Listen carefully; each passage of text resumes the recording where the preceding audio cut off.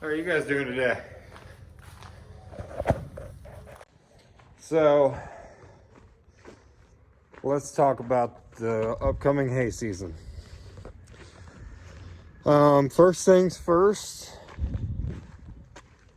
I'm not ready. Never am.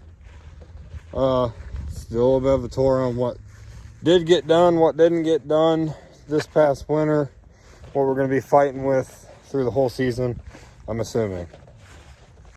I know, my place is a mess. I'm thinking tomorrow I'm going to do a time lapse to clean it up inside the shop. Something that got done this past winter. We got the hay wagon 95% finished. I just got to cut down these cross members and bolt the one wheel on in the back. Other than that, it's got a newer deck on it.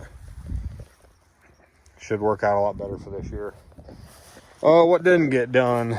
The 850 still has the floor chains out of it. You can see these two chains right here. They're plugged up full of hay. What we're gonna do, we're gonna throw some master links in there. We're gonna try and band-aid it. The other thing that didn't get done is this cylinder. It's got a blown seal right here. It's not pretty. So might still try and get that rebuilt before we need it. This hay barn, I don't know if I've shown this in another video. This is a parts machine I end up getting for free. It's a 460 steel roller on the bottom, rubber on top. Seen its better days, that's for sure. That's all rotted out. The belly pan's been patched a bunch.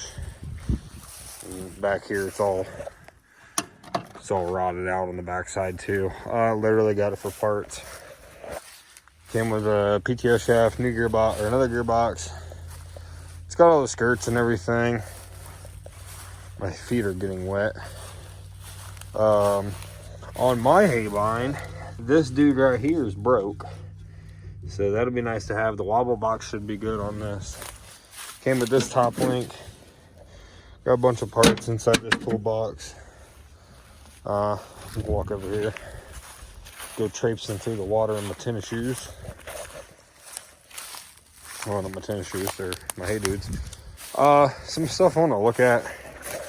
I had no problems with it, but I have no idea what that come along is down there for. I would really like to build a cover for the rollers since all my equipment does sit outside, but I'm not gonna be able to get over to it. So there's a sprocket in here, and that sprocket on that other hay barn is what went bad. That's why they quit using it, but I got it for free. I did not get to change the knives out. I still might try and do that. It did cut last year, but it did clog at times. Probably go through and inspect them. Let's see, everything moves great on this thing. I mean, this thing's complete. It's ready to go. Minus it does not have a jack on it, but I am going to steal the jack off that other one. I'll try and take the driest approach here to get back. Let's see here. So yeah, I'm going to take the factory New Holland jack off of this. Put it on my hay barn. I sold the hay rake. Going to be using Scott's hay rake this year, hopefully. Worst case, I liked the old side delivery, but I really want to move to a wheel rake. I know it's kind of a downgrade. At the same time, it's a lot simpler, easier for transport. Pick it up and lower it whenever and wherever I need to. The roller bar just wasn't as convenient for me as I wanted it to be. So, on to the next thing. I'm breathing heavy because I'm out of shape. Still gotta get a grill and a front bumper for this because the log chain broke.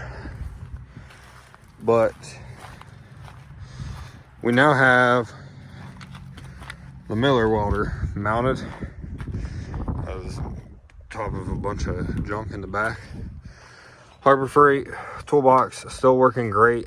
The magnets on the cooler still working great. I did build these boards, try and hold some stuff in here better. See a little bit of water had gotten down in there and just ran out. Fuel tank, I had to pull the motor off, this motor off the back of the fuel tank, because when I tried to pump fuel, it wouldn't kick the motor on, and then I put it all together, still couldn't get to figure out. I put everything back together backwards, so you just got to reverse polarity on the pump, but it still pumps. Does a good job. Future plans, I'd like to buy a standard cab long bed, put this bed on it, take the bed off of this truck, put a regular short bed back on it. It's a nice truck. I'm going to be putting the big Foreman Farms logo on the windows here, but if I have this, see, there's just stuff everywhere. But if I have this truck with a regular bed on it, and this truck can haul a gooseneck, I took the fender flares off too, so now I got these real nice holes.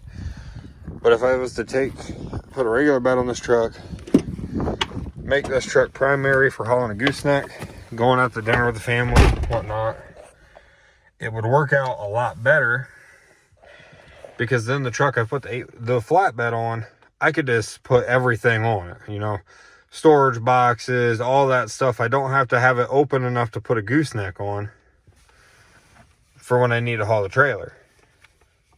And that would just make things a lot more convenient for me.